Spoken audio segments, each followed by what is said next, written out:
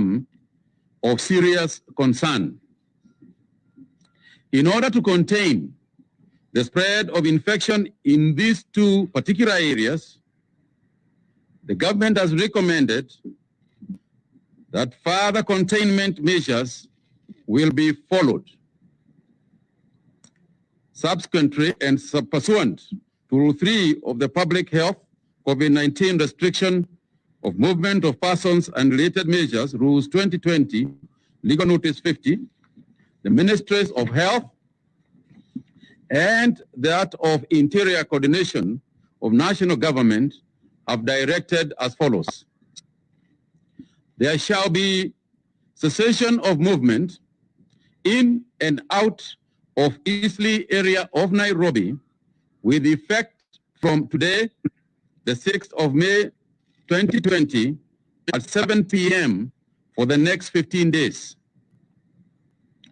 There shall be cessation of movement in the area known as OLDTOWN in Mombasa with effect from today, the 6th of May at 7 p.m. for the next 15 days.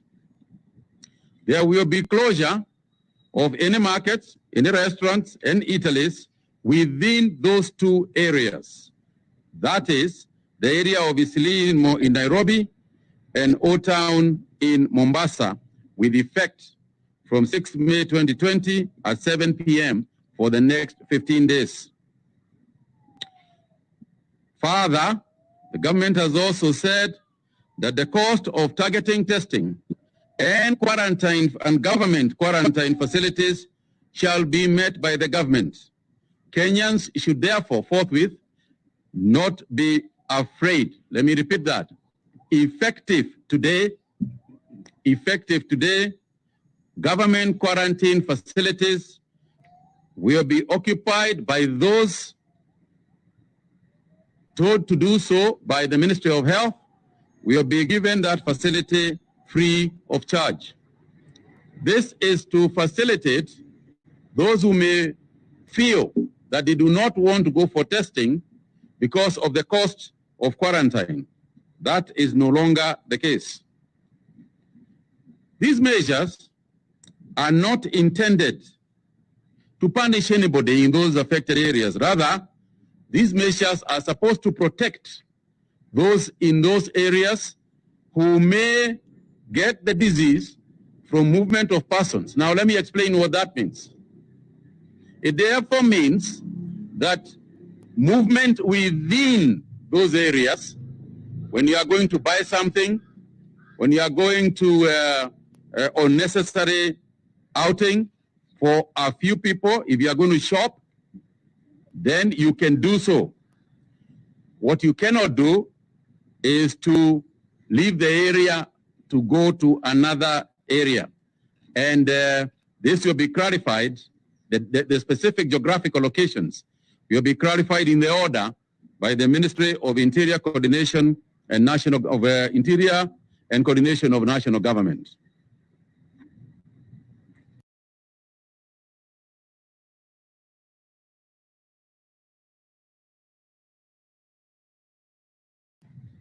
Public transportation is not allowed to go into those areas, again for the same reason that we have given.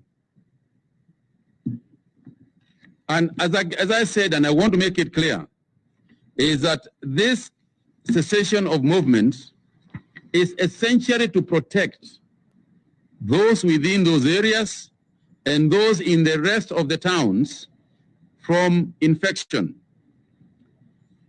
As we continue to provide protective equipment to our healthcare workers, I also want to urge institutions to be accountable for what they have received.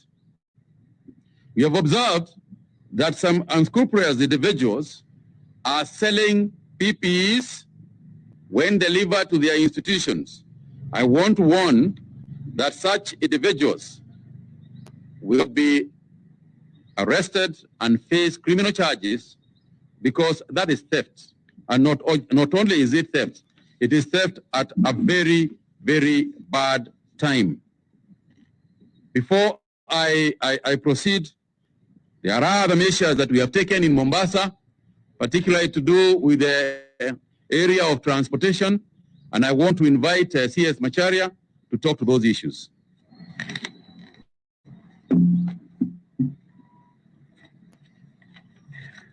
Thank you very much, CS Kagwe. Like we said before, public transportation is a very key area in terms of both transmission, but also facilitating economic development. And so we do take measures all the time to make sure that what needs to be done to mitigate any risks which come as a result of transportation system, they are addressed on a timely basis. And so I'd like to say the following. You've heard before about the risk of having the truck drivers, especially the ones carrying cargo into the region, transmitting the virus, say from Mombasa, going to the west in Malaba, and going to other countries in the region. And so, as a region, we have agreed that henceforth, all truck drivers leaving, for example, our country, going to the neighboring countries, have to be tested at least 48 hours before they leave Nairobi or Mombasa. That is important because by the time they get to Malaba, they have to show the certificate that they are COVID-19 free, and that will be mandatory. That also applies to drivers coming from other regions like Uganda and Rwanda. When they get to the border with Kenya, they must produce a COVID-free certificate before they are let into our country.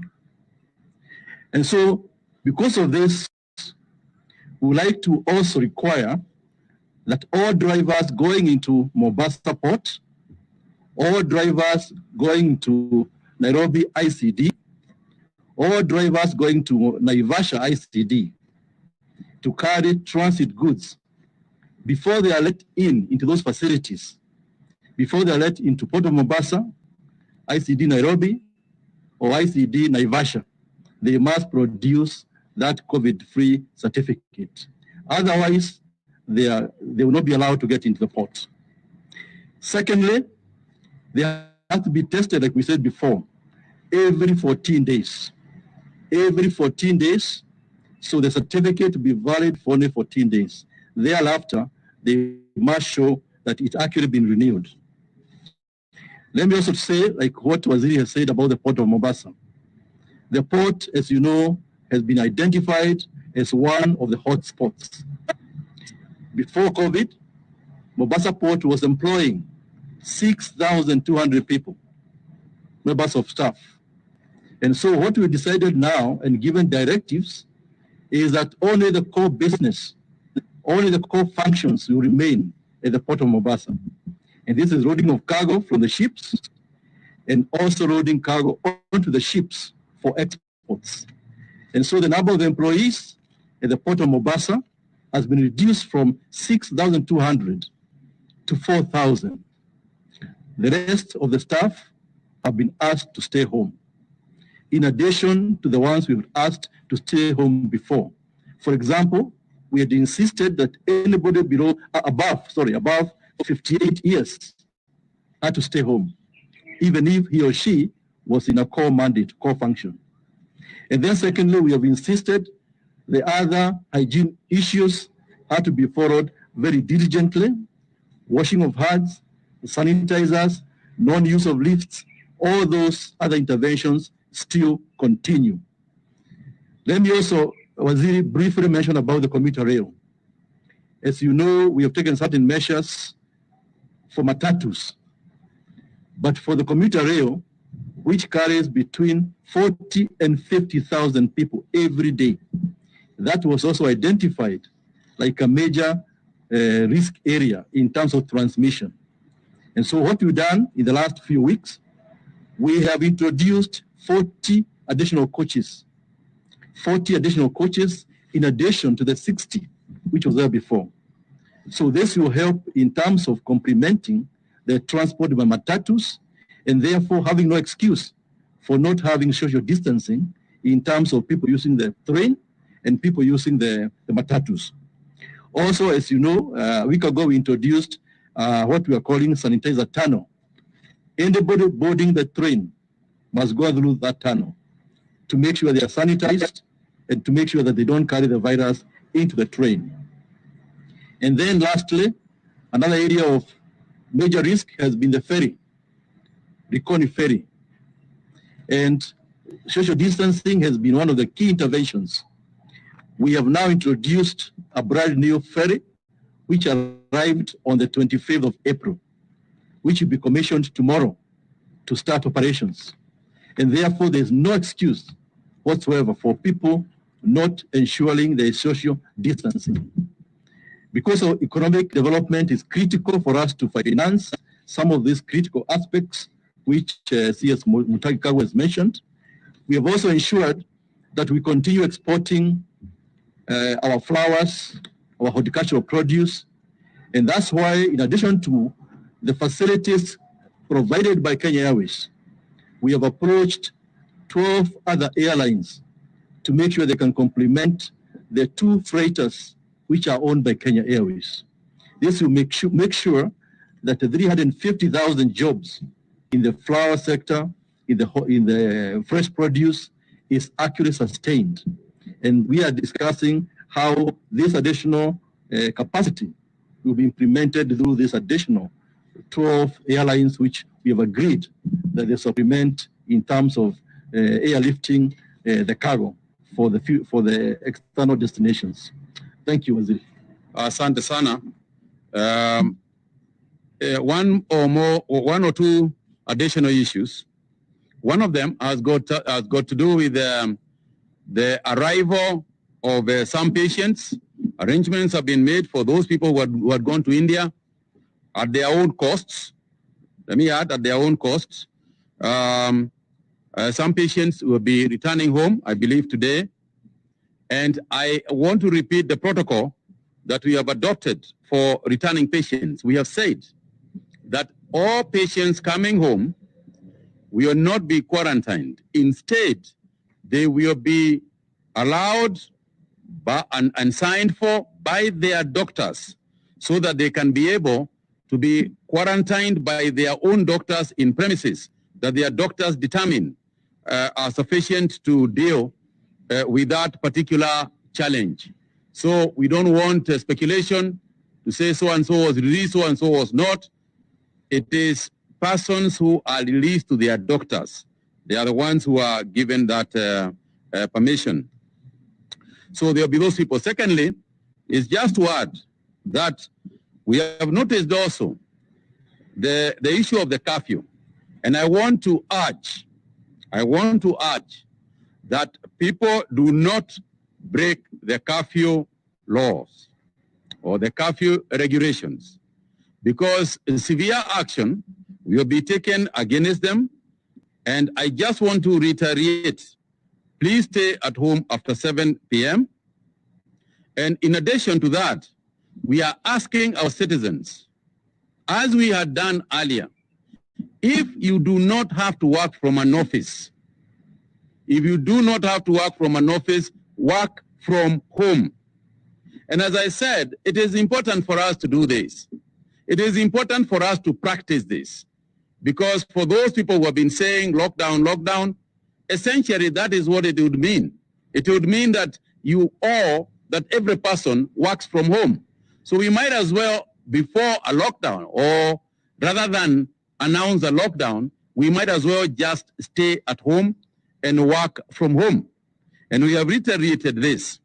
So nitaka kuongeza hapo kidogo, niwaambie ndugu zetu na dada zetu wale ambao wako area zile nilitaja, area ya Islii hapa Nairobi, area ya OLDTOWN pale Mombasa, tunajua ya kwamba yale maneno tumetenda itakuwa ngumu kidogo kwenu, ni ngumu kidogo, kwa sababu Mtu hawezi kufanya vile amezoea na vile hufanya kila siku, lakini ni lazima tulinde watu, ni lazima tulinde Wakenya pahali popote walipo, na sisi tunajua watu wakifuata sheria, wakifanya vile tunasema, hii virusi itakomishwa. Hapo ndani ndio wale ambao wameambukizwa na hiyo virusi wawekwe katika quarantine facility. Wakati huo huo kutakuwa na testing, itaongezwa huko hizo area ya Islii. Tumekuwa huko tukifanya testing, ndio tumeelewa ya kwamba iko hiyo shida.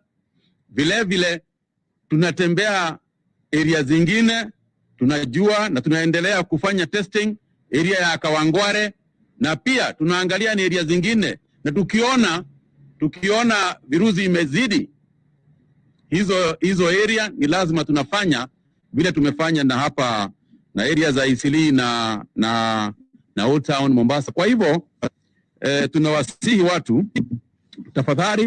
tafadhali tufuate sheria, tafadhali tufanye vile serikali inasema, kwa sababu serikali inataka kuona mema akifanyika. Hatutaki kuona watu wakikufa wakiwa nyumbani kwa sababu wanaogopa kupelekwa quarantine. Tafadhali, ukiwa mgonjwa, ukijisikia unasikia ugonjwa, tafadhali nenda hospitali, kwa sababu mgonjwa yeyote lazima alindwe, na akiwa ni mama analindwa na mzee, akiwa ni mzee analindwa na mama, basi na yeye pia atapata virusi. Kwa hivyo tafadhalini wacheni tusikize vile Wizara ya Afya inasema na vile serikali inavyosema. We can take one or two questions. Yeah. I'll give him a chance.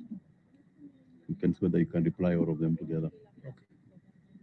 Please clarify on the point of cessation of movement within Islii and OLDTOWN in Mombasa, particularly during the day. Does this mean they don't leave their houses? Which particular businesses will be closed? We know Islii particularly is a business hub. How will this all work out for those who will be affected, to understand clearly how this will be done and whether there will be any repercussions for those found walking around during the day? The order will be very clear. The order will be given, as I said, by the ministry concerned. They'll give an order, but effectively what it means is that you cannot go into Islii, and persons within Islii cannot leave the area of Islii. However, within those areas, there will be certain, as I said, the eateries, the malls, those ones will be closed or throughout that period of 15 days.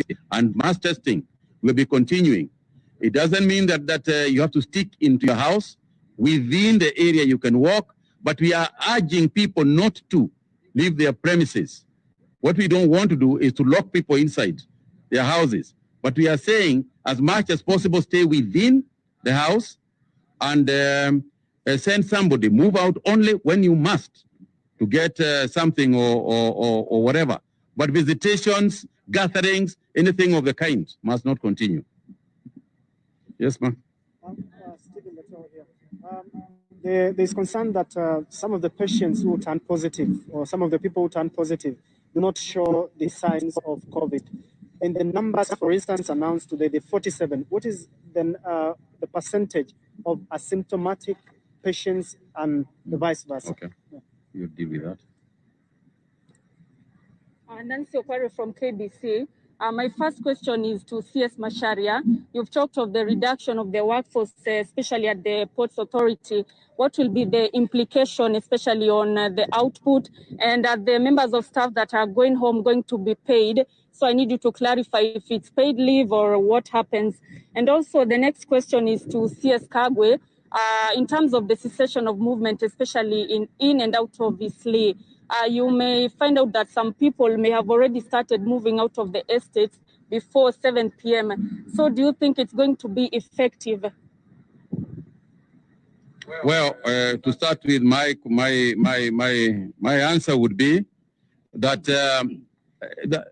I mean, unless you are moving out to go and live somewhere else, you leave your house, You know, I don't understand where will you live if you leave your house. But of course, as you know very well, understanding and knowing Kenyans, it will not surprise me in the least. However, you are not helping anybody and you're not helping yourself.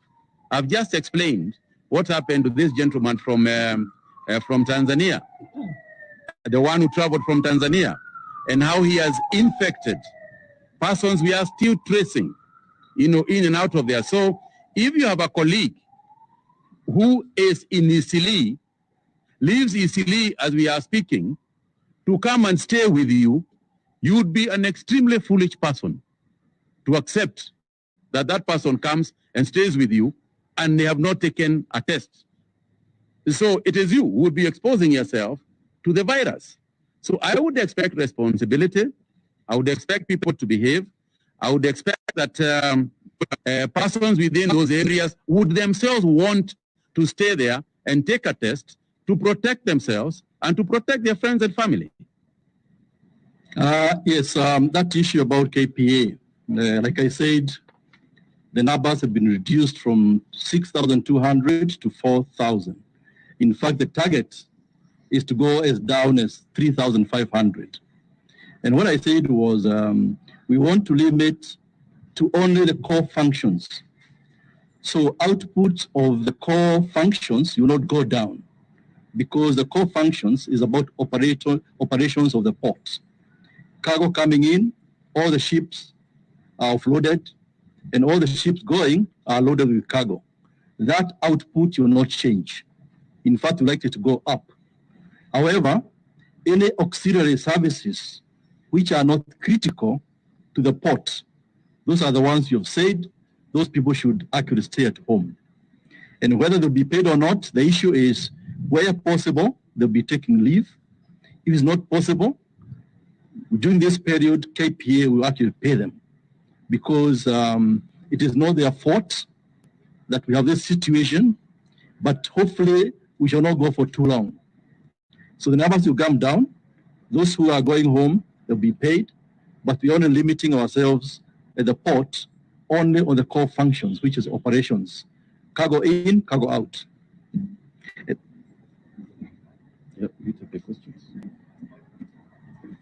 Thank you, CS Kagwe, CS Masharia. Just to highlight you, today you have 222 patients admitted in various facilities throughout the Republic. Out of these 222, one is in critical care at the Kenyatta University Teaching, Research and Referral Hospital on mechanical ventilatory support. 4 at the Coast Provincial Hospital are on oxygen, supplemental oxygen.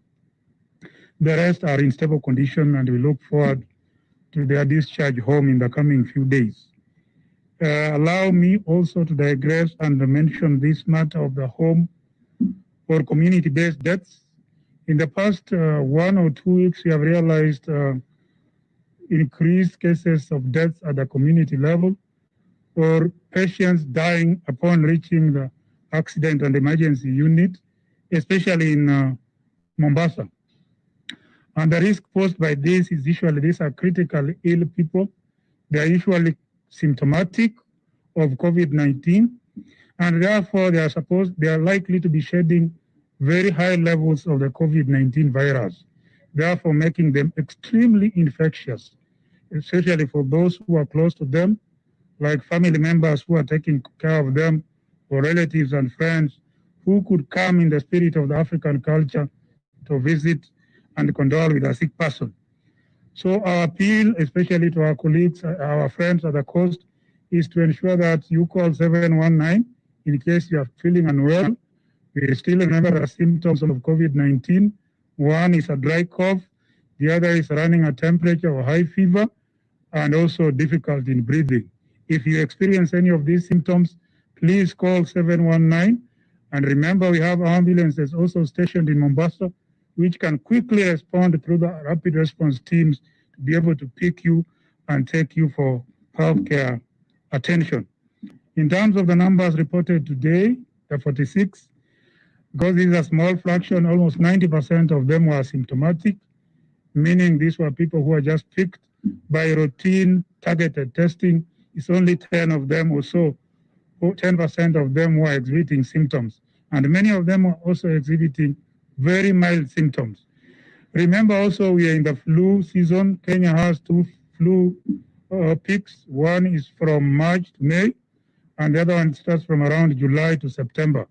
So it is very difficult to be able to distinguish the ordinary flu from COVID-19 symptoms because they have a similar symptomatology. So it's better to err on the side of caution. Even if you think you have ordinary flu, please call 719 and you'll be given assistance. Thank you.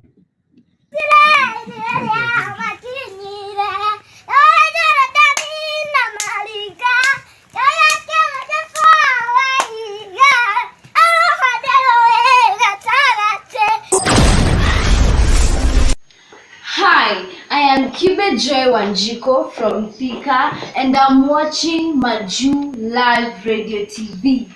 Kindly subscribe to our YouTube channel and enjoy amazing and informative programs. Maju Live Radio TV, the pride of diaspora. Thank you.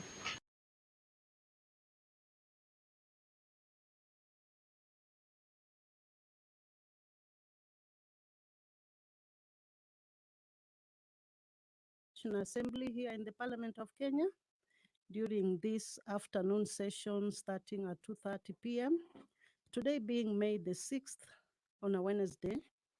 We had a sitting earlier in the morning from 10 a.m. and now this afternoon members are set to continue discussing various motions and bills from 2:30. There's quite some business on the order paper, and once the speaker makes his way into the chamber, the process of starting our sitting will take place. Part of the business that there is a motion on the report of the Committee of the Whole House on the Equalization Fund Bill, National Assembly Bill number 43 of 2019, and that this House do agree to the report of the Committee of the Whole House on its consideration of the Equalization Fund Bill, National Assembly Bill number 43 of 2013, but which is subject to recommittal of Clause 7. We shall also have a Committee of the Whole for the Public Finance Management Amendment Bill, National Assembly Bill number 2 of 2020, which will be brought to the floor of the House by the leader of the majority party. The Equalization Fund Bill, National Assembly Bill number 43 of 2019 by Honorable Kasait Kamket, Member of Parliament. Members are coming in to the House, and remember earlier on, I told you that in this period of coronavirus, several mechanisms have been put into place to allow as many members as possible to be able to contribute to the motions of the House, including having members sitting in the lounges, members sitting outside in the tents, members sitting in the lobbies, and also in the chamber. Only 40 members are allowed to sit in the main chamber, but there is provision in the other places which is allowing spacing, social distancing, and members are able to come in and discuss business and be part of the sittings that go on with the various motions that are going on in the House. Later on, there'll be an amendment to the standing orders to facilitate virtual sittings of the House. Remember, with this current situation going on around the world, most meetings are now being done virtually through various mechanisms of Zoom, WebEx, Hangouts, and so on. And so this afternoon, the Vice Chairperson of Procedure and House Rules will put on the floor of the House a motion to amend the standing orders to facilitate virtual sittings of the House. The House of Commons has already done that, and many other parliaments around the world, and indeed the Parliament of Kenya will also be looking into how to be able to do this so that as many members are able to contribute to the motions and the business in the House. That this House adopts the fourth report of the Procedure and House Rules Committee on amendments to the standing orders to facilitate virtual sittings of the House and its committees laid on the table of the House on Wednesday, May 6, 2020, and pursuant to provisions of Article 124(1) of the Constitution and Standing Orders 265, they resolve to amend its standing orders as contained in the schedule to the report and orders that the amendments to the standing orders as contained in the schedule to the report shall come into effect on Monday, the 18th May 2020. So indeed, as the world and the globe continue battling this pandemic and life has to go on, the House may be considering some sittings by virtual, meaning members may not physically come into the chamber. They could be in different places and they are able to contribute to what is going on the floor of the House.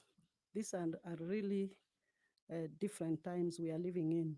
Later on, there'll be a motion to establish an ad hoc committee on the COVID-19 prevention, response, and management by the Honorable Ngunjiri Wambugu, member for Nyeri, and he will be presenting that on the floor of the House as part of the business that will go on.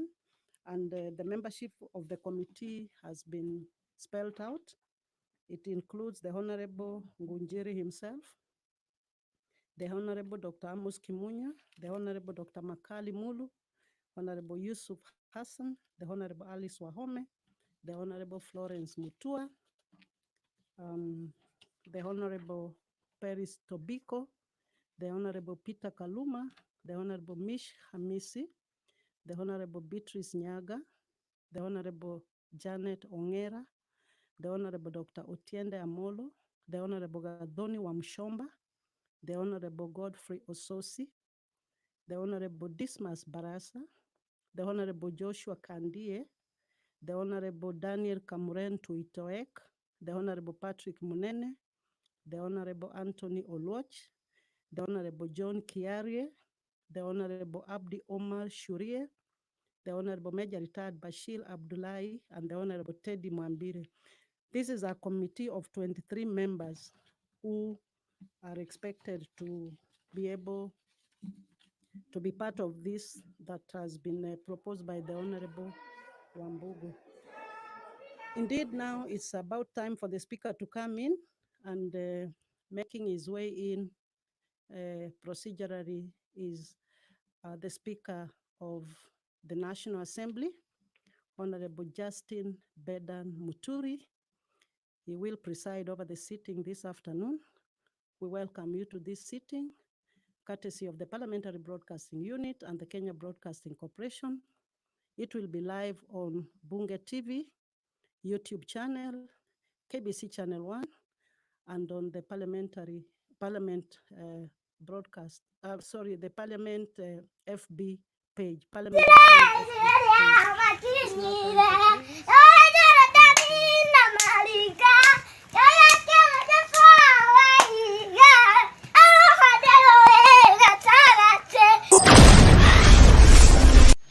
Hi, I am Kibe Joy Wanjiko from Thika and I'm watching Maju Live Radio TV.